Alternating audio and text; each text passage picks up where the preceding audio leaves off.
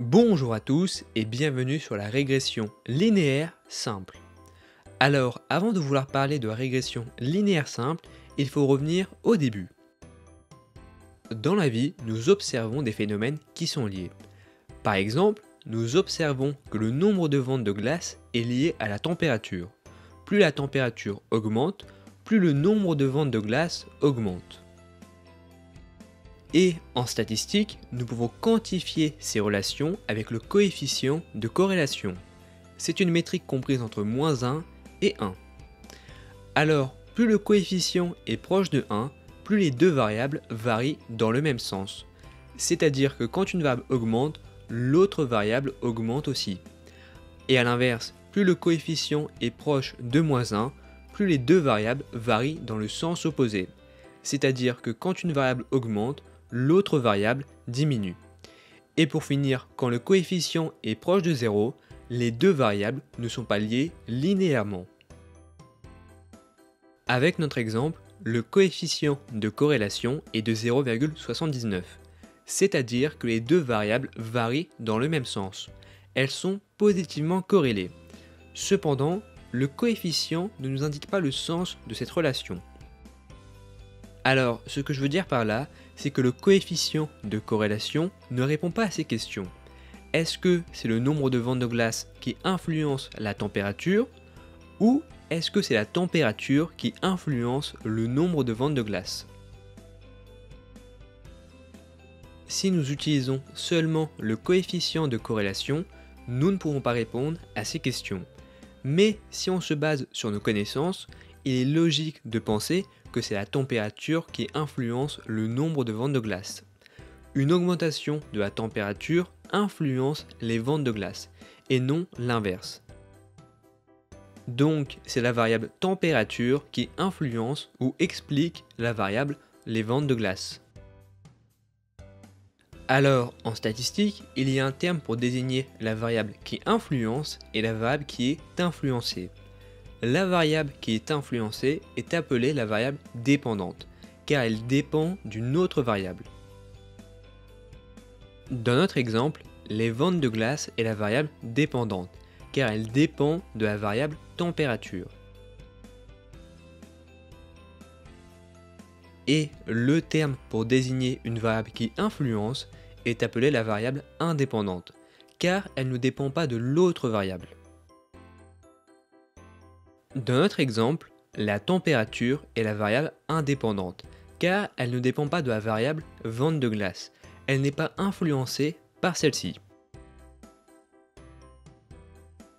Alors, pour l'instant, nous avons juste fait un rappel sur le coefficient de corrélation. Nous analysons ce que nous voyons. Mais est-ce que nous ne pourrions pas aller plus loin qu'une simple analyse de données? Si une variable indépendante influence une variable dépendante, ne pourrions-nous pas prédire la variable dépendante avec la variable indépendante? Et en soi, il est parfaitement logique de penser cela. Si nous traduisons ceci avec notre exemple, est-ce que nous pouvons prédire les ventes de glace avec la température? Par exemple, si demain il fait 30 degrés, pouvons-nous prédire les ventes de glace avec une température de 30 degrés? Et il est parfaitement possible de prédire les ventes de glace car nous savons que plus la température augmente, plus les ventes de glace augmentent. Mais là, la question qu'on se pose est comment prédire la variable dépendante avec la variable indépendante? Et c'est à cette question que répond la régression linéaire simple. Alors, pour aborder cette notion, nous allons prendre un exemple différent. Vous êtes professeur d'une classe de 3e. Vous avez récolté les notes à un examen et ainsi que le nombre d'heures étudiées de 10 élèves. Les données sont les suivantes. Par exemple, le premier élève a étudié 1 heure et a une note de 7 sur 20. Le deuxième élève a étudié 2 heures et a une note de 3 sur 20. Alors, dans cet exemple, c'est le nombre d'heures étudiées qui influence les notes.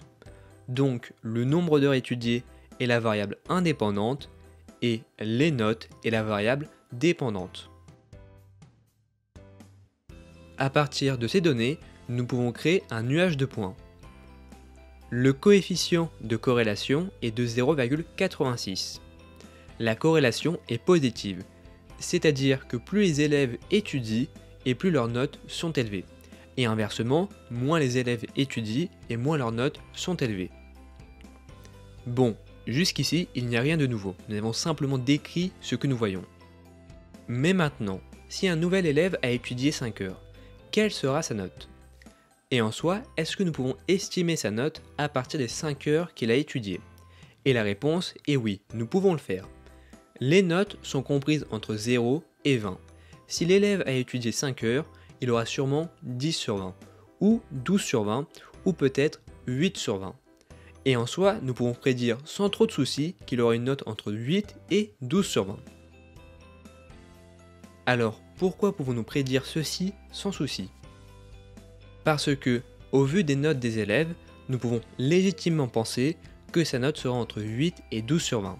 Alors évidemment, il peut parfaitement avoir 18 sur 20, ou 2 sur 20. Mais en se basant sur les données dont nous disposons, il est plus probable qu'il ait une note entre 8 et 12 sur 20. Et c'est ça le but de la régression linéaire, c'est d'estimer les données futures en s'appuyant sur les données passées. Imaginons maintenant qu'un nouvel élève étudie 10 heures. Quelle sera sa note? En se basant sur les données dont nous disposons, l'élève aura environ 18 sur 20. Alors, il n'aura pas forcément 18 sur 20, mais il est légitime de penser qu'il aura une note autour de celle-ci.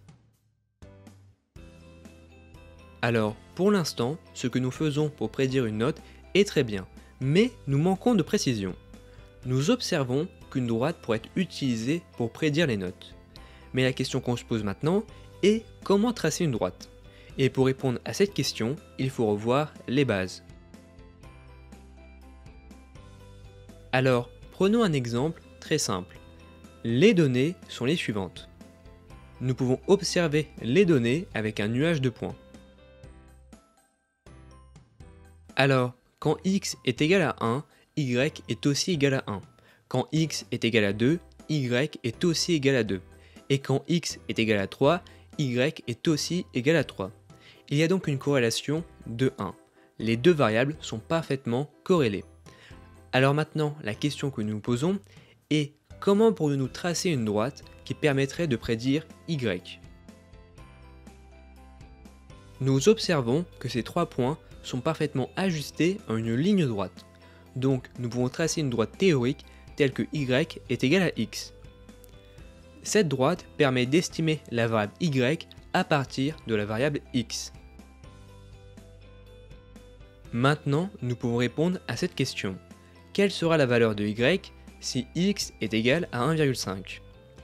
Il suffit de remplacer x par 1,5 dans notre équation, ce qui nous fait y est égal à 1,5. Alors, si nous voulons savoir la valeur de y si x est égal à 4, il suffit de remplacer x par 4 dans l'équation, ce qui nous fait y est égal à 4.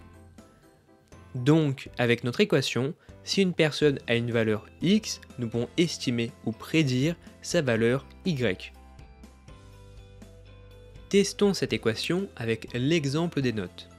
Alors, une petite remarque, quand nous parlons d'équation, nous pouvons aussi parler de modèle. C'est la même chose. Alors, si nous traçons l'équation de notre droite telle que y est égal à x, nous observons que la droite est très en dessous des données réelles. Si une personne étudie 4 heures, elle aura une note de 4 sur 20. Et si une personne étudie 10 heures, elle aura une note de 10 sur 20. Donc, au vu des données dont nous disposons, les prédictions faites par notre modèle ou notre équation sont très mauvaises. Et en soi, c'est assez logique. Il est rare qu'avec un exemple de la vie réelle, nous puissions avoir une équation aussi simple telle que y est égal à x. Donc, il nous faut améliorer cette équation. Alors, nous observons que la droite est très en dessous des données réelles. Une idée que nous pourrions avoir est d'ajouter un petit coefficient à x pour mieux ajuster le modèle. Par exemple, nous pourrions avoir une équation telle que y est égal à 2 fois x. Et si nous traçons cette droite, nous observons qu'elle s'ajuste maintenant beaucoup mieux que la précédente. Avec notre équation, Si une personne étudie 4 heures, elle aura une note de 8 sur 20. Et si une personne étudie 10 heures, elle aura une note de 20 sur 20. Ce qui est maintenant beaucoup plus proche de nos données. Nous observons qu'en ajoutant un petit coefficient à x, la droite s'ajuste beaucoup mieux. Alors, une petite remarque, ce coefficient n'est pas forcément égal à 2. Il peut être égal à 1, 5, moins 2, 0,5, etc. Et en soi, il peut prendre une infinité de valeurs. En statistique, ce coefficient est appelé le coefficient A. Et nous pouvons généraliser l'équation de la droite à y est égal à A fois x. Reprenons l'exemple très simple. L'équation de la droite de prédiction est égale à y est égal à x. Mais maintenant, nous allons prendre en compte le coefficient A. Nous avons maintenant y est égal à A fois x. Alors là, vous devez vous dire qu'en ajoutant le coefficient A, cela risque de modifier notre équation. Mais pas forcément. Il suffit de mettre le coefficient A égal à 1, ce qui nous fait y est égal à 1 fois x, que nous pouvons simplifier par y est égal à x. Donc l'équation n'est pas changée. Alors, comment pouvons-nous interpréter le coefficient A? Le coefficient A signifie de combien d'unités la variable dépendante y va augmenter quand la variable indépendante x augmente d'une unité. Alors, pour que ce soit plus clair, reprenons l'exemple des notes. L'équation est y est égal à 2 fois x avec a égale à 2. Cela signifie que pour une heure étudiée supplémentaire, la note augmente de 2. Si un élève étudie 1 heure, sa note sera de 2. Si un élève étudie 2 heures, sa note sera de 4. Et si un élève étudie 3 heures, sa note sera de 6. Donc la note augmente bien de 2 à chaque fois. Alors si nous prenons une autre valeur pour a, par exemple moins 2, l'équation devient maintenant y est égal à moins 2 fois x. La droite est décroissante. Cela signifie que pour une heure étudiée supplémentaire, la note diminue de 2. Si un élève étudie 1 heure, sa note sera de moins 2. Si un élève étudie 2 heures, sa note sera de moins 4. Et ainsi de suite. Alors, dans notre exemple, cela n'a pas vraiment de sens, mais sachez que A peut être aussi négative.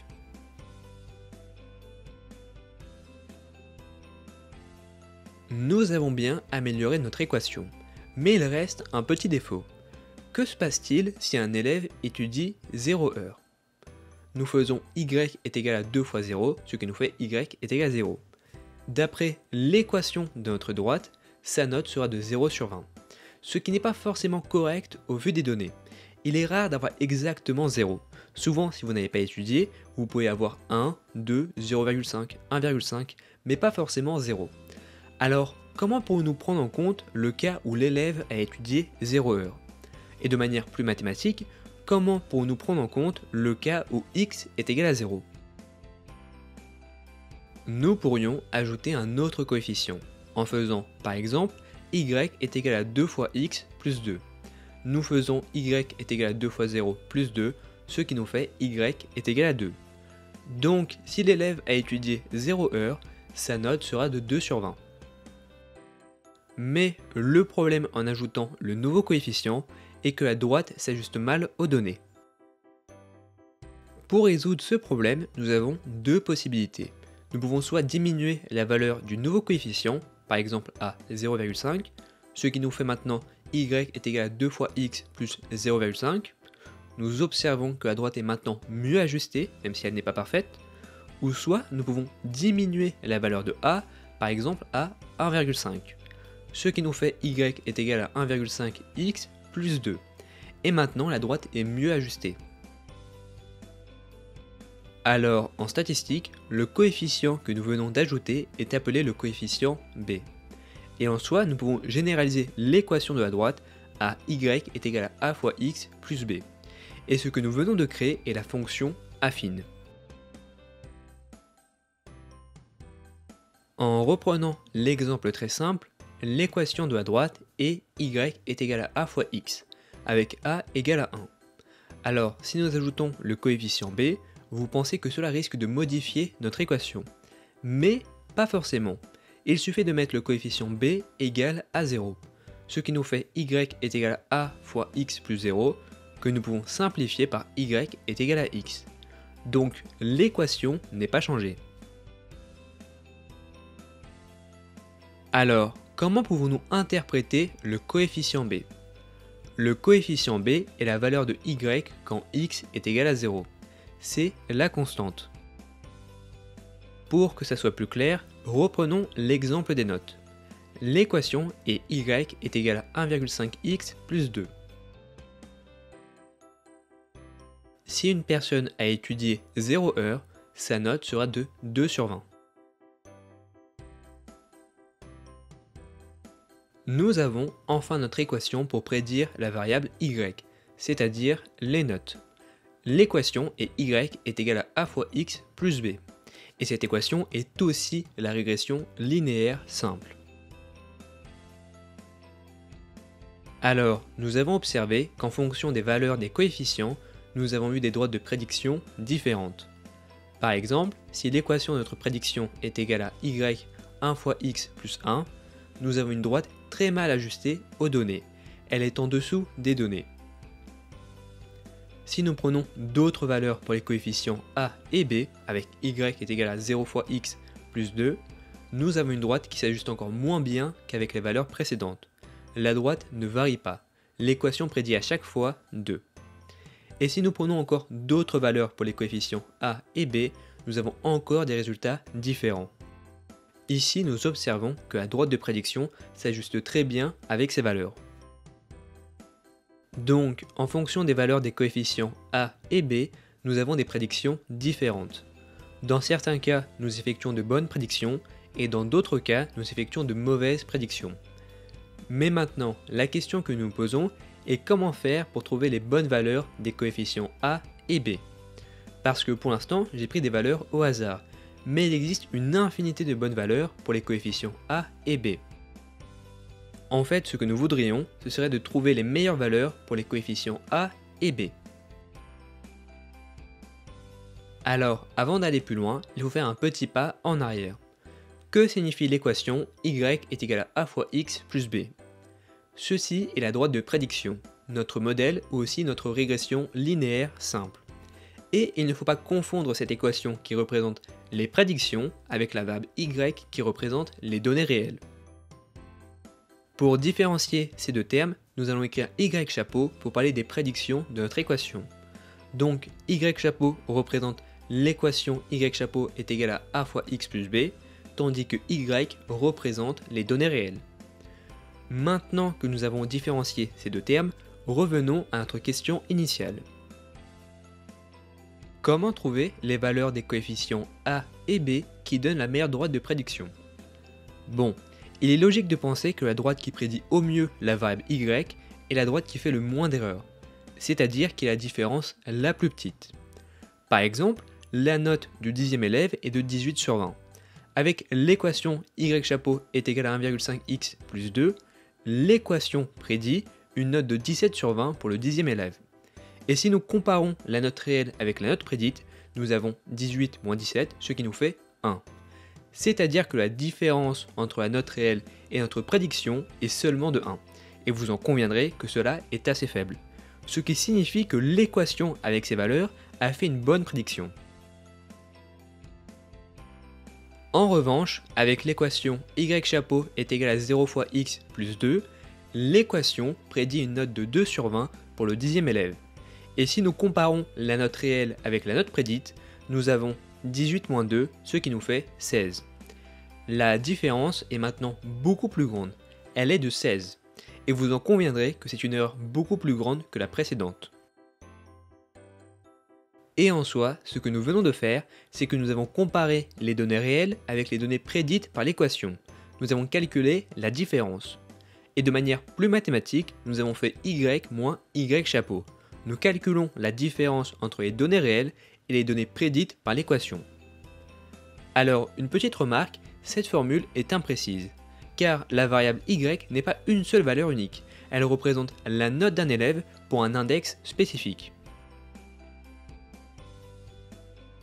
Par exemple, la note réelle du premier élève est de 7 sur 20.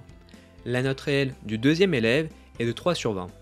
Donc la variable varie en fonction de l'index. Et il en est de même pour l'équation de notre droite de prédiction. Avec l'équation y chapeau est égal à 1,5x plus 2, la prédiction pour le premier élève est de 3,5. La prédiction pour le deuxième élève est de 5. Donc la prédiction varie aussi en fonction de l'index. Pour bien préciser que nous parlons des index, nous allons ajouter yi et y chapeau i. Alors le i n'a rien à voir avec la puissance, c'est simplement l'index.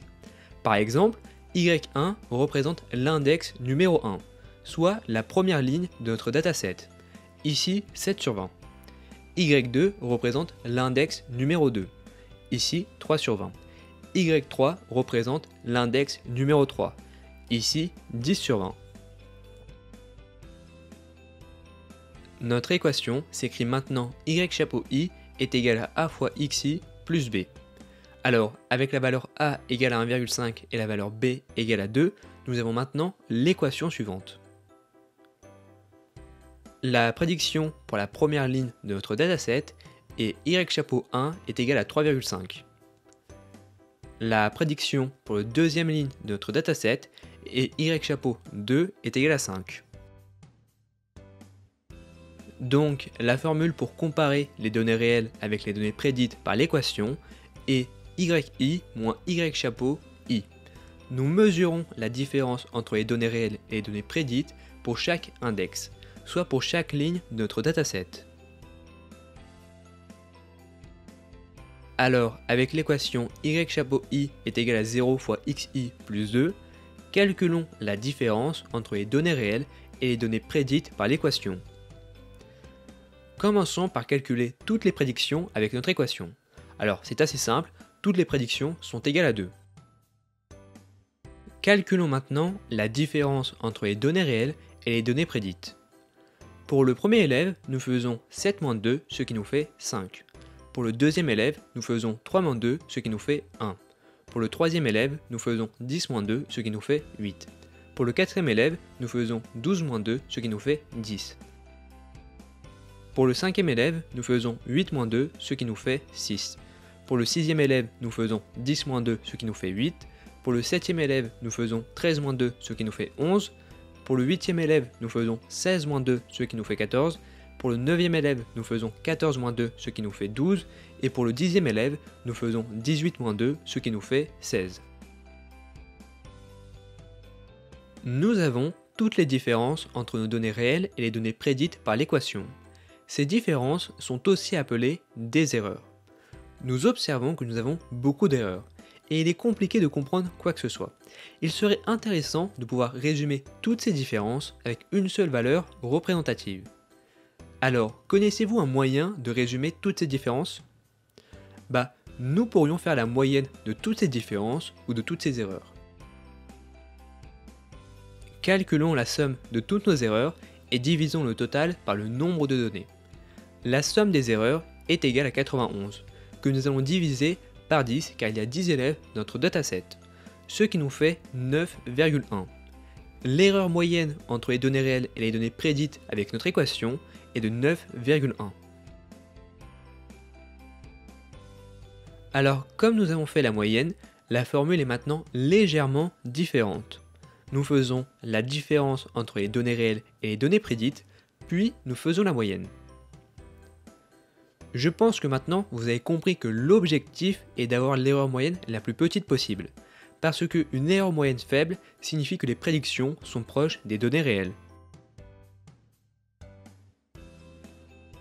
Prenons maintenant d'autres valeurs pour les coefficients a et b. Prenons a égale à 1,5 et b égale à 2. L'équation est maintenant y chapeau i est égal à 1,5 fois xi plus 2. Alors, calculons la différence entre les données réelles et les données prédites avec cette équation. Commençons par calculer toutes les prédictions avec notre équation. Calculons maintenant la différence entre les données réelles et les données prédites avec notre équation. Nous avons toutes les erreurs entre les données réelles et les données prédites par notre modèle. Alors, comme nous avons beaucoup d'erreurs, nous voudrions résumer ces erreurs. Nous pouvons le faire en faisant la moyenne. Nous commençons par faire la somme qui est de 8,5 que nous divisons par 10, ce qui nous fait 0,85. L'erreur moyenne entre les données réelles et les données prédites avec notre équation est de 0,85. Cette erreur est maintenant beaucoup plus petite que celle calculée auparavant, où nous avions eu 9,1. Donc, ces nouveaux coefficients A et B donnent de bien meilleurs résultats que les valeurs précédentes.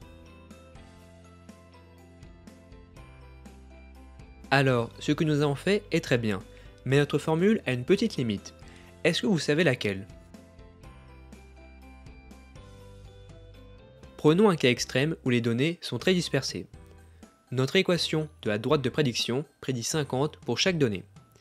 Si nous calculons la différence entre les données réelles et les données prédites avec notre formule, nous avons une erreur moyenne de 0, ce qui signifie que la droite de prédiction s'ajuste parfaitement aux données. Ce qui est assez étrange, car la droite de prédiction en réalité s'ajuste très mal aux données. Cette erreur moyenne de 0 s'explique car nous faisons la moyenne des erreurs. En faisant la somme, les valeurs négatives annulent les valeurs positives, ce qui nous fait une somme égale à 0. Donc la droite de prédiction est très mal ajustée, mais nous ne pouvons pas la percevoir avec notre formule. Pour régler ce problème, nous allons simplement mettre les erreurs au carré, exactement comme nous l'avons fait avec l'écart type. En mettant les erreurs au carré, nous n'avons plus de valeurs négatives. Nous pouvons maintenant calculer la moyenne des erreurs au carré. La somme est de 25 000 que nous divisons par 10, ce qui nous fait 2500. La moyenne des erreurs au carré est égale à 2500, ce qui est maintenant beaucoup plus logique.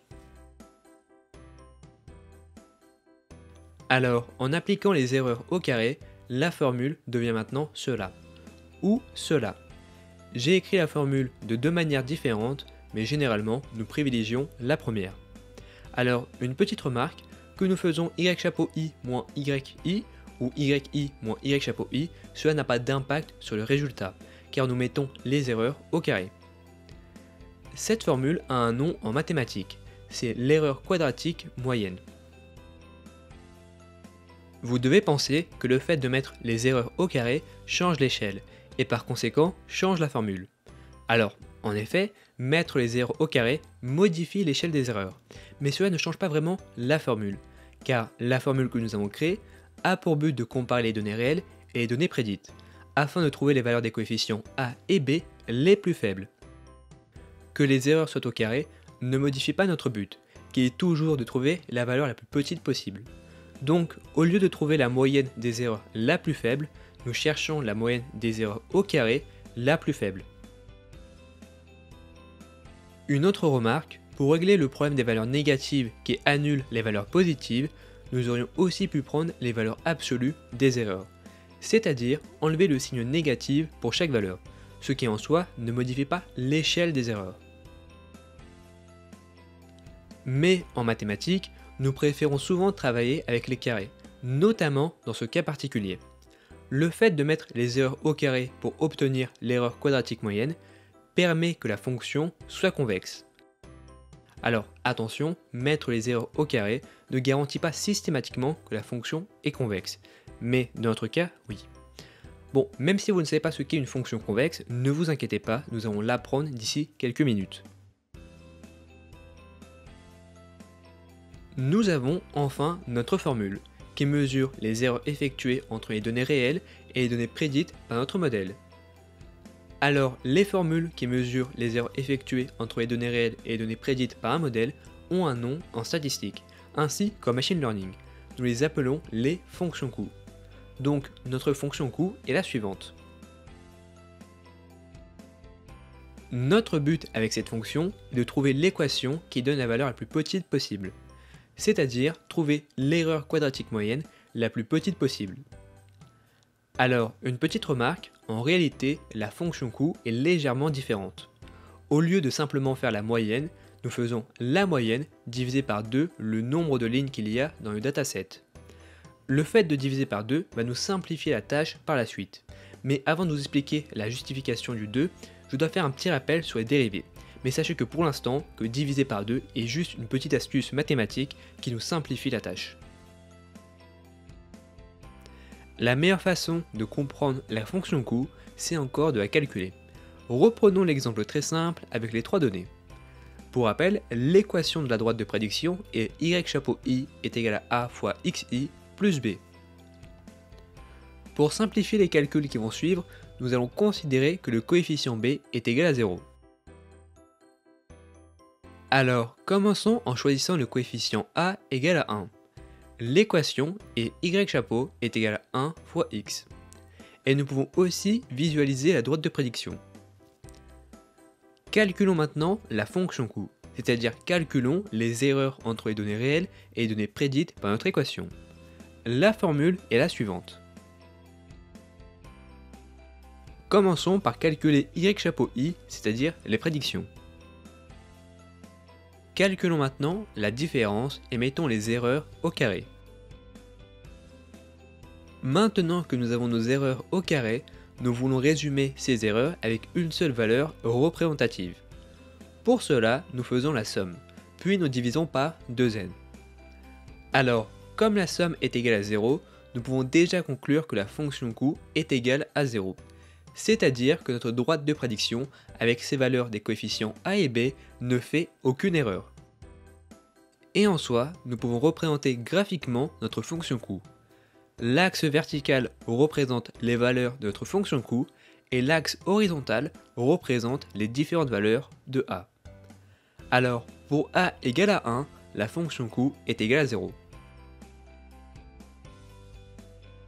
Imaginons maintenant que la valeur de a soit égale à 0. L'équation est y chapeau est égal à 0 fois x plus 0. Alors, calculons la fonction coût avec cette équation. Nous calculons les prédictions faites par notre équation, puis nous mesurons les données réelles avec les prédictions que nous mettons au carré. Nous voulons résumer toutes ces erreurs avec une seule valeur représentative. Nous faisons la moyenne que nous divisons par 2n au lieu de n. Alors, la somme des différences au carré est égale à 14, que nous divisons par 2 fois n. Donc nous faisons 14 divisé par 2 fois 3, ce qui nous fait 2,33. Donc la droite de prédiction avec a égale à 0 s'ajuste mal aux données. Nous pouvons représenter graphiquement cette valeur de la fonction coût. Pour a égale à 0, la fonction coût est égale à 2,33. Et vous êtes d'accord qu'il faudrait plutôt une équation avec une fonction coût égale à 0 que 2,33. Alors, maintenant nous allons répéter cette expérience avec a est égal à moins 1, a égale à 2, a égale à moins 2, a égale à 3 et a égale à 4. Nous pouvons représenter ces différentes valeurs sur notre graphique de la fonction coût. Alors, qu'observons-nous? Nous observons que la fonction coût est en forme de U, et cette forme est aussi appelée une fonction convexe. Donc, nous observons que la fonction coût a un minimum, une valeur minimale, et c'est notre but de trouver la valeur minimale, car une valeur minimale signifie que nous avons les meilleures valeurs pour a et b. Bon, dans notre cas, l'exemple est simple car nous avons seulement 3 points. Le minimum de cette fonction coût est atteint évidemment avec a égale à 1. Dans ce cas, la fonction coût est de 0. Mais en règle générale, c'est un peu plus compliqué que cela. On ne s'amuse pas à calculer toutes les combinaisons possibles entre les valeurs a et b. Cela risque de prendre un temps infini. Il faudrait trouver une méthode pour trouver les coefficients a et b qui minimisent la fonction coût. C'est-à-dire trouver les valeurs a et b qui donnent la valeur la plus petite possible de la fonction coût. Et évidemment sans calculer à chaque fois toutes les valeurs. Alors, pour comprendre ce qui va suivre, nous devons faire un petit rappel sur les dérivés. Mais avant de vouloir faire un rappel sur les dérivés, nous allons faire un petit rappel sur les fonctions. Alors, qu'est-ce qu'une fonction? Une fonction prend en entrée une valeur et renvoie en sortie une autre valeur. Par exemple, prenons la fonction f de x est égal à 2x. Cette fonction prend en entrée n'importe quelle valeur et renvoie la valeur multipliée par 2. Si x est égal à 1, la fonction nous renvoie 2. Si x est égal à 2, la fonction nous renvoie 4. Et si x est égal à 3, la fonction nous renvoie 6. Et en soi, notre fonction coût est exactement pareil. Notre fonction coût prend en entrée des valeurs a et b, et en fonction de ces valeurs, la fonction nous renvoie en sortie une autre valeur. Si nous reprenons l'exemple précédent avec a égale à 1 et b égale à 0, la fonction coût nous renvoie 0. En revanche, avec a égale à 4 et b égale à 0, la fonction coût nous renvoie 21. Maintenant que nous avons rappelé ce qu'est une fonction, qu'est-ce que la dérivée d'une fonction? La dérivée d'une fonction signifie la variation de la fonction en un point donné, c'est-à-dire quel est l'impact d'un petit changement dans la valeur d'entrée sur la valeur de sortie. Pour que ce soit plus clair, reprenons la fonction f de x est égal à 2x. Nous pouvons visualiser graphiquement cette fonction comme celle-ci. C'est une droite croissante. Par exemple, si nous mettons x est égal à 4 en entrée, la fonction nous renvoie 8. Mais maintenant, que se passe-t-il si nous effectuons un petit changement dans l'entrée? Par exemple, si nous mettons x est égal à 4,0001 en entrée, comment la fonction varie-t-elle? Avec 4,0001 en entrée, la fonction nous renvoie 8,0002. Alors, la variation entre 4,0001 et 4 peut s'écrire de cette manière aussi. 8,0002 moins 8, ce qui nous fait 0,0002. La variation est de 0,0002. Cependant, nous, ce qui nous intéresse, c'est le taux de variation. Alors, pour trouver le taux de variation, nous calculons la variation par rapport au changement appliqué. Dans notre exemple, nous passons de 4 à 4,0001. Le changement est donc de 0,0001. Nous faisons 0,0002 divisé par 0,0001, ce qui nous fait 2. Donc la dérivée au point 4 est égale à 2. Cela signifie qu'une petite variation positive de 0,0001 en entrée entraîne une augmentation de la sortie d'environ 2 fois cette variation, soit 0,0002. Alors, ça, c'est l'interprétation classique. Mais nous, ce qui nous intéresse, c'est le signe de la dérivée que nous verrons plus tard. La formule de la dérivée est f' de x est égal à f de x plus 0,0001 moins f de x, le tout divisé par 0,0001. Alors, cette formule est une approximation, car la formule en réalité est celle-ci. Nous remplaçons 0,001 par h, qui tend vers 0.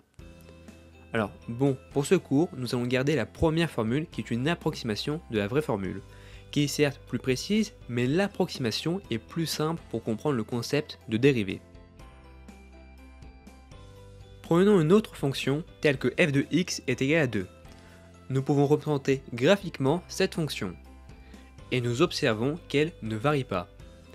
Alors, quelle est la dérivée de cette fonction? C'est-à-dire, quel est l'impact d'un petit changement dans la valeur d'entrée sur la valeur de sortie? Prenons un point, disons 2. Pour calculer la dérivée, nous faisons 2 moins 2 divisé par 0,001, ce qui nous fait 0. La dérivée de cette fonction au point 2 est égale à 0. C'est-à-dire qu'une petite variation positive de 0,001 en entrée n'entraîne aucune variation en sortie. Mais cela est aussi vrai pour n'importe quel autre point. Si nous prenons 1, 2, moins 20 ou encore 300, la dérivée est toujours égale à 0. Et de manière mathématique, nous écrivons f' de x est égal à 0. C'est-à-dire que pour n'importe quel point, la dérivée est toujours de 0. Alors, comment interpréter une dérivée de 0? Une petite variation de 0,0001 en entrée n'a aucun impact sur la sortie, ce qui est logique car la fonction est égale à 2, et ce peu importe la valeur de x, donc la fonction ne varie pas. Dans un terme un peu plus technique, nous disons que la pente de la tangente est nulle, c'est-à-dire que la dérivée est égale à 0. Bon, vous allez me dire que c'est évident et que nous n'avons pas besoin de calculer la dérivée pour savoir cela. Et vous avez raison, mais continuons un peu plus loin notre démarche avec d'autres exemples. Reprenons la fonction du début, f de x est égal à 2x. Quelle est la dérivée de cette fonction? Alors, nous avons vu qu'avec le point 4, la dérivée est de 2. Mais prenons un autre point. Calculons la dérivée au point 2. Pour calculer la dérivée, nous faisons 4,0002 moins 4, le tout divisé par 0,001, ce qui nous fait 2. La dérivée au point 2 est égale à 2, c'est-à-dire qu'une petite variation positive de 0,0001 en entrée entraîne une augmentation de la sortie d'environ 2 fois cette variation. Et ceci est vrai pour n'importe quel autre point. Si nous prenons 1, 10, 18, moins 20 ou même 0, la dérivée est toujours de 2. Et de manière générale, nous pouvons écrire pour cette fonction f' de x est égal à 2.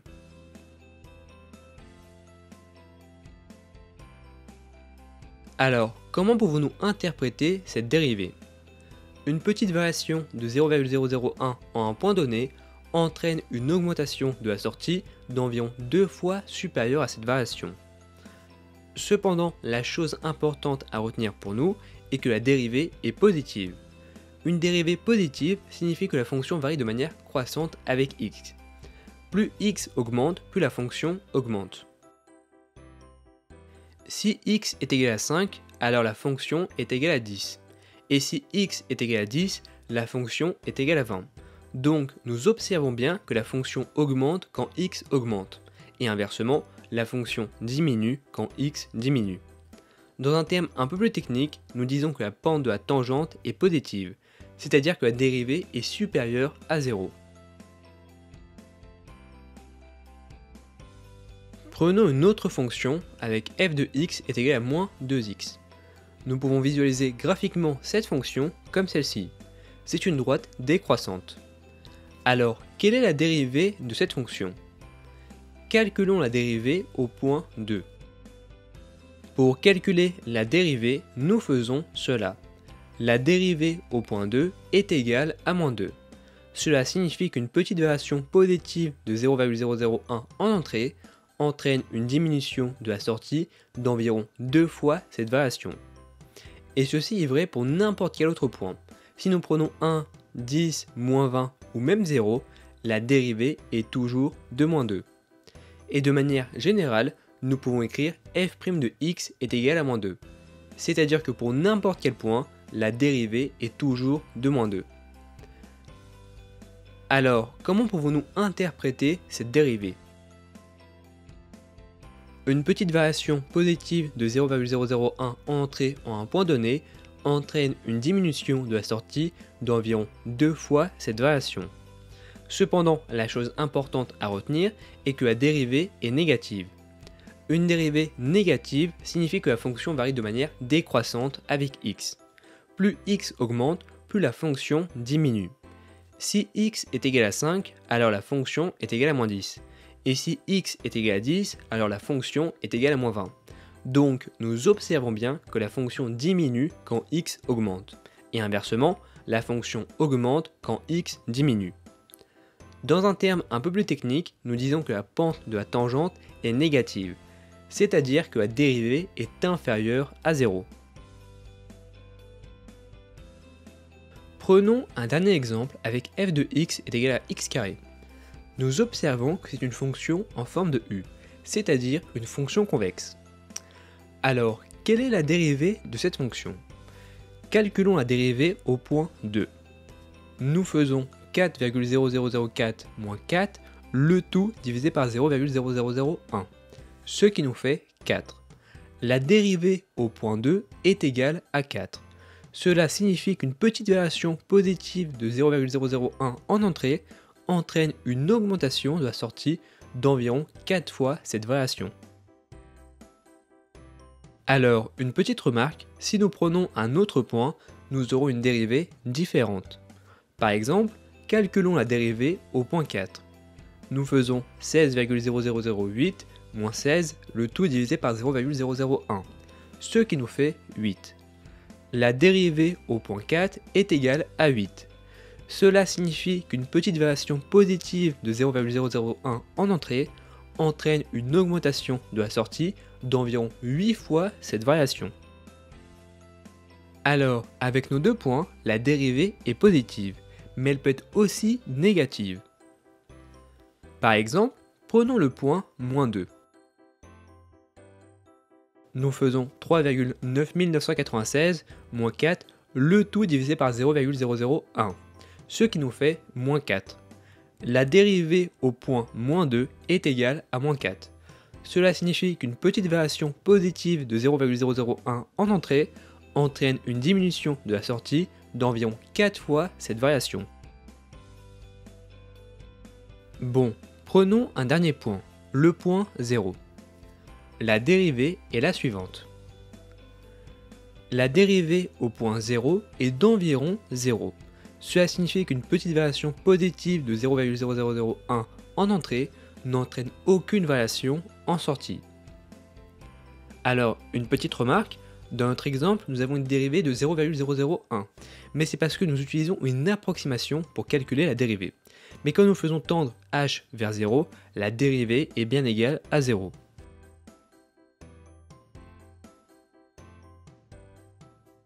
Nous observons qu'en fonction du point où on se situe, la dérivée peut être soit positive, négative ou nulle.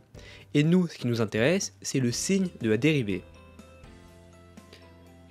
La dérivée de cette fonction est f' de x est égal à 2x. Alors, que signifie f' de x est égal à 2x? C'est un cas un peu particulier, car l'interprétation de la dérivée dépend de la valeur de x. Si x est inférieur à 0, la dérivée est négative. Vous pouvez essayer avec moins 1, moins 2, moins 1000 ou encore moins 0,002, la dérivée restera négative. Donc, lorsque x est inférieur à 0, la fonction varie de manière décroissante. Plus x augmente, plus la fonction diminue. Par exemple, si nous avons x est égal à moins 10, alors la fonction est égale à 100. Et si nous avons x est égal à moins 2, alors la fonction est égale à 4. Donc, nous observons bien que plus x augmente, plus la fonction diminue. Et cela est vrai pour tout x inférieur à 0. En revanche, si x est supérieur à 0, la dérivée est positive. Vous pouvez essayer avec 1, 2, 100 ou encore 0,05, la dérivée restera positive. Donc, lorsque x est supérieur à 0, la fonction varie de manière croissante. Plus x augmente, plus la fonction augmente. Par exemple, si nous avons x est égal à 2, alors la fonction est égale à 4. Et si nous avons x est égal à 10, alors la fonction est égale à 100. Donc nous observons bien que plus x augmente, plus la fonction augmente. Et cela est vrai pour tout x supérieur à 0. Alors il reste une dernière condition pour notre dérivée, si x est égal à 0. Quand x est égal à 0, la dérivée est nulle. C'est-à-dire qu'en ce point, la fonction ne varie pas. Et si vous avez remarqué, cette fonction regroupe les 3 fonctions précédentes. Nous avons le cas quand la dérivée est positive, quand elle est négative et quand elle est nulle. Une chose intéressante, nous observons le point où la dérivée est nulle, la fonction atteint sa valeur minimale, c'est-à-dire la valeur la plus petite de notre fonction. Et cette notion est fondamentale. Avec une fonction convexe comme celle-ci, la fonction est minimisée quand la dérivée est nulle. C'est-à-dire, elle atteint sa valeur minimum au point où la dérivée est nulle. Dans notre exemple, la fonction est minimisée là où la dérivée est nulle, c'est-à-dire avec x est égal à 0. Alors, cette notion est fondamentale car c'est de cette manière que nous pouvons résoudre des problèmes d'optimisation. C'est-à-dire que nous pouvons trouver le minimum d'une fonction coût.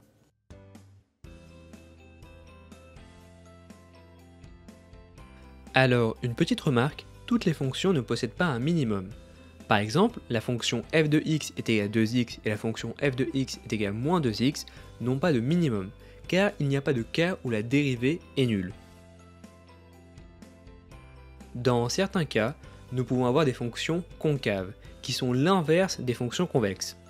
Par exemple, la fonction f de x est égale à moins x carré est une fonction concave. Sa dérivée est f' de x est égale à moins 2x.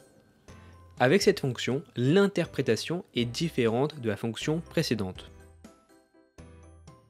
Si x est supérieur à 0, alors la dérivée est négative, c'est-à-dire que la fonction varie de manière décroissante avec x. Plus x augmente, plus la fonction diminue. Tandis que si x est inférieur à 0, alors la dérivée est positive, c'est-à-dire que la fonction varie de manière croissante avec x. Plus x augmente, plus la fonction augmente. Et si x est égal à 0, alors la dérivée est nulle. La pente de la tangente est horizontale, c'est-à-dire que la fonction ne varie pas en ce point. Alors, avec une fonction concave, quand la dérivée est nulle, la fonction est maximisée, c'est-à-dire qu'elle atteint sa valeur maximum là où la dérivée est nulle. Dans notre exemple, c'est quand x est égal à 0. Il faut bien distinguer les fonctions concaves des fonctions convexes. Avec les fonctions concaves, nous résolvons des problèmes de maximisation. Nous cherchons la valeur maximale de la fonction. Tandis qu'avec les fonctions convexes, nous résolvons des problèmes de minimisation. Nous cherchons la valeur minimale de la fonction. Alors, en réalité, résoudre des problèmes de maximisation est plutôt compliqué dû au stockage de mémoire de notre ordinateur. Donc, nous allons toujours privilégier des fonctions coûts convexes, quitte à avoir des fonctions un peu farfelues.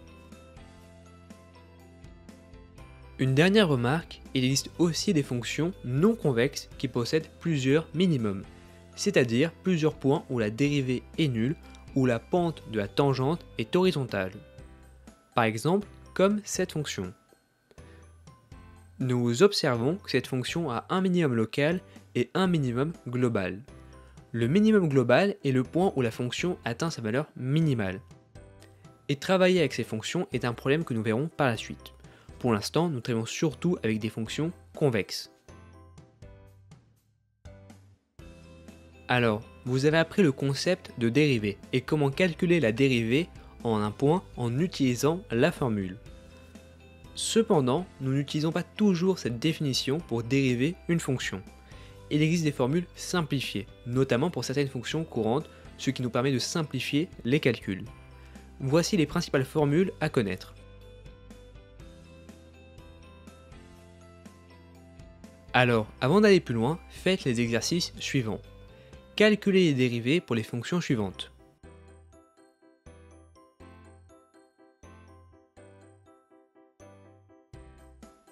Alors, même si vous avez eu du mal, ne vous inquiétez pas, le plus important est de savoir interpréter une dérivée, c'est-à-dire quand la dérivée est positive, négative ou encore nulle, et comment la fonction varie en fonction de ces cas.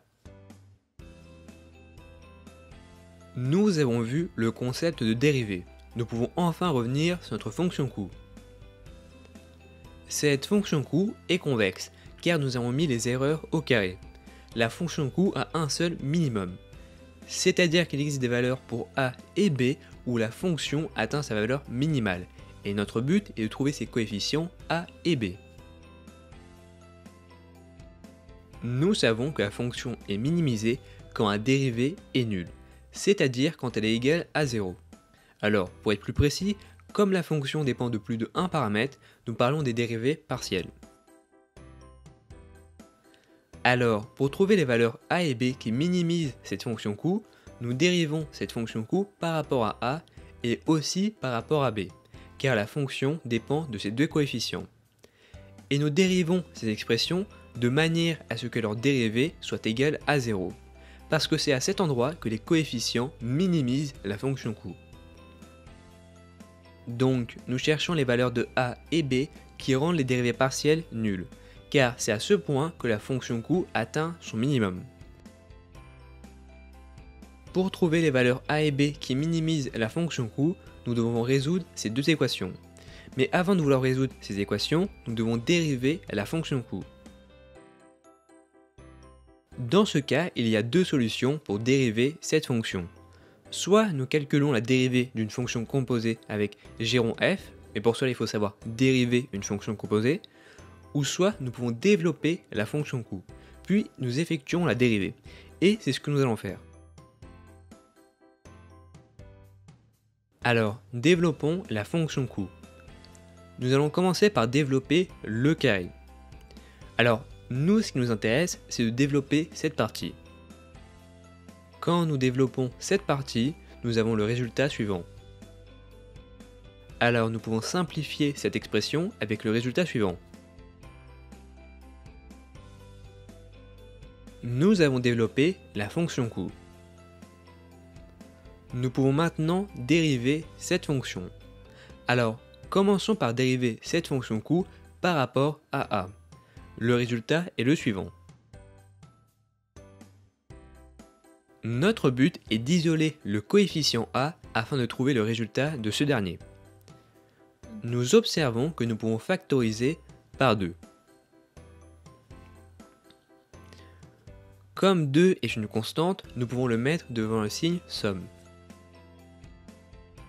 Alors, comme avec la fonction coût, nous faisons la somme des erreurs au carré et que nous divisons par le facteur 2 fois n, nous pouvons simplifier les deux.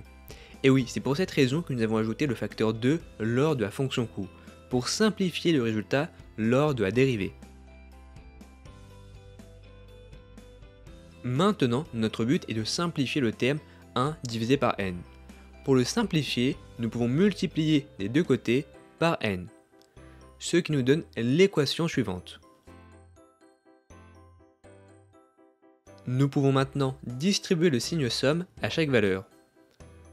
Alors, isolons le terme somme des xi de l'autre côté de l'équation. Une petite information, quand vous travaillez avec des sommes, il est impératif de connaître quelques règles. Par exemple, si vous faites la somme des entiers naturels multipliés par 2 à chaque fois, nous faisons 1 fois 2 plus 2 fois 2 plus 3 fois 2 plus 4 fois 2, etc. jusqu'à i fois 2, nous pouvons écrire cette expression de cette manière.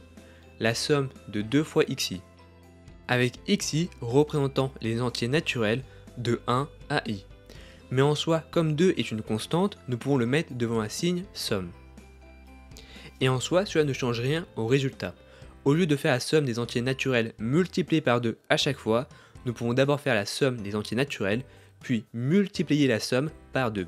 Le résultat est le même en plus d'être plus rapide.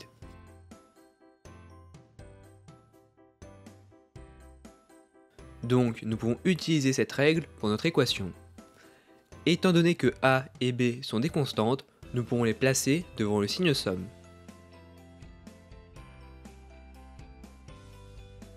Une deuxième information à connaître est quand vous travaillez avec les sommes, ayez toujours en tête que la somme des xi divisé par n est égale à la moyenne, soit x bar.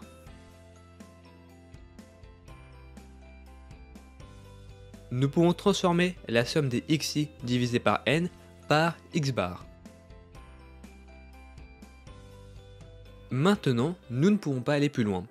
Il faut maintenant dériver la fonction coût par rapport à b, isoler b, puis insérer le résultat de b dans cette équation. Alors, reprenons la fonction coût que nous avons développée. Maintenant, dérivons la fonction coût par rapport à b. Nous pouvons factoriser l'équation par 2.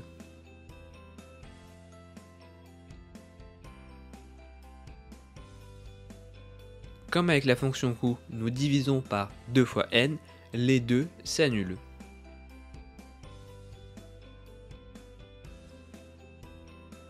Nous voulons simplifier le terme 1 divisé par n. Nous pouvons le faire en multipliant des deux côtés par n. Maintenant, nous pouvons distribuer le signe somme à chaque valeur. Mettons le signe somme des yi de l'autre côté de l'équation. Une troisième information utile est que faire la somme des b revient à faire n fois b, car b est une constante. Donc nous pouvons appliquer cette règle pour notre équation. Et nous pouvons aussi mettre a devant le signe somme, car c'est une constante.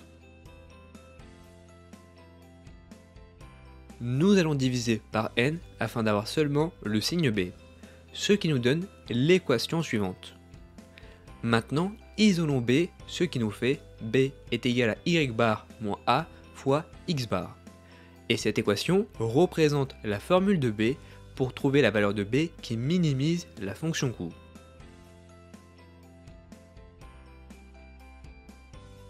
Maintenant que nous avons trouvé b, nous pouvons le mettre dans notre première équation, avec la dérivée de la fonction coût par rapport à a. Nous pouvons développer l'expression suivante.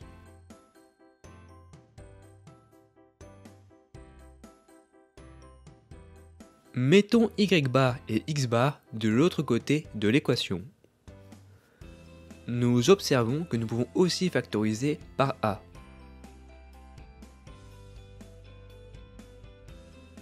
Avant d'aller plus loin, nous devons faire un petit rappel sur la covariance. La formule de la covariance est la suivante. Alors, nous pouvons aussi réécrire cette formule sous cette forme. Nous pouvons maintenant développer cette expression. Nous allons maintenant distribuer la moyenne à chaque valeur.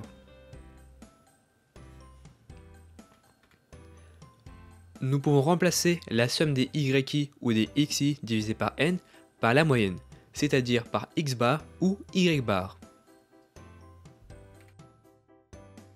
Alors, une petite remarque, faire la moyenne y bar fois x bar revient simplement à faire y bar fois x bar, car les deux termes sont des constantes.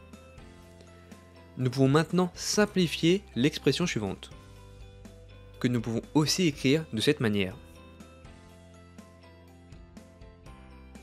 Et si nous observons bien, nous avons bien cette expression lors de la dérivée par rapport à a. Donc, nous pouvons transformer l'expression par la covariance de xi et yi. Isolons maintenant le coefficient a. Alors, avant d'aller plus loin, faisons un petit rappel sur la variance. La formule de la variance est la suivante. Alors, développons cette expression.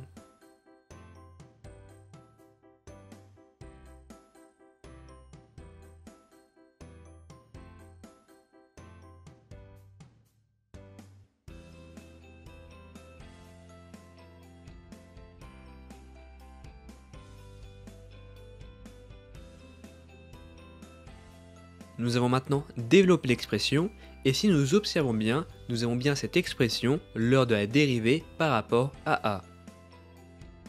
Donc nous pouvons transformer cette expression par la variance. Et nous avons enfin nos valeurs a et b qui minimisent la fonction coût. En calculant ces deux termes, nous avons les valeurs pour a et b qui minimisent la fonction coût, c'est-à-dire les valeurs a et b qui donnent la valeur la plus petite possible pour les erreurs entre les données réelles et notre droite de prédiction. Alors, la méthode que nous venons d'utiliser pour trouver les coefficients a et b est appelée la méthode des moindres carrés ordinaires. Mais il existe d'autres méthodes pour trouver les valeurs des coefficients a et b, notamment l'algorithme de la descente de gradient que nous verrons plus tard. Maintenant que nous savons comment trouver les valeurs a et b, revenons à notre exemple avec les notes des élèves. L'équation de notre droite de prédiction est y chapeau est égal à a fois x plus b. Alors, notre but est de trouver les valeurs des coefficients a et b qui minimisent la fonction coût. Alors, nous connaissons déjà les formules pour a et b. Et pour que cela soit plus rapide, j'ai déjà effectué les calculs suivants. Pour trouver la valeur de a, nous faisons la covariance de xi divisé par la variance de x. C'est-à-dire que nous faisons 10,55 divisé par 8,25, ce qui nous fait environ 1,27. La valeur de a qui minimise la fonction coût est de 1,27. Cherchons maintenant la valeur de b.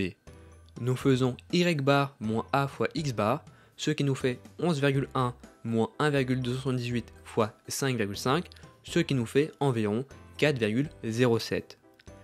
La valeur de b qui minimise la fonction coût est de 4,07.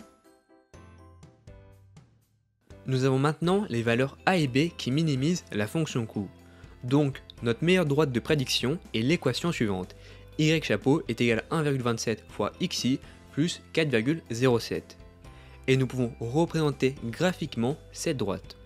Nous observons que cette droite s'ajuste très bien aux données. Comment pouvons-nous interpréter les coefficients? 1,27 signifie que pour chaque heure étudiée, la note augmente de 1,27. Et 4,07 signifie que si l'élève étudie 0 heure, sa note sera de 4,07. Alors, il n'est pas toujours évident d'interpréter les coefficients, donc il est normal que vous ayez un peu de mal. Maintenant, effectuons des prédictions avec notre équation. Si un étudiant étudie 6 heures, quelle sera sa note? Nous faisons 1,27 fois 6 plus 4,07, ce qui nous fait 11,69. Si un étudiant étudie 6 heures, sa note sera de 11,69 sur 20.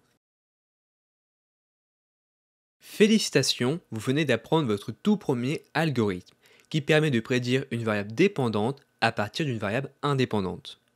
Alors, les concepts abordés ici seront très utiles pour explorer d'autres algorithmes, comme la régression linéaire multiple, polynomiale ou encore la régression logistique.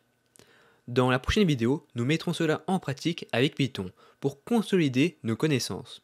Et nous aborderons également la régression linéaire multiple et polynomiale.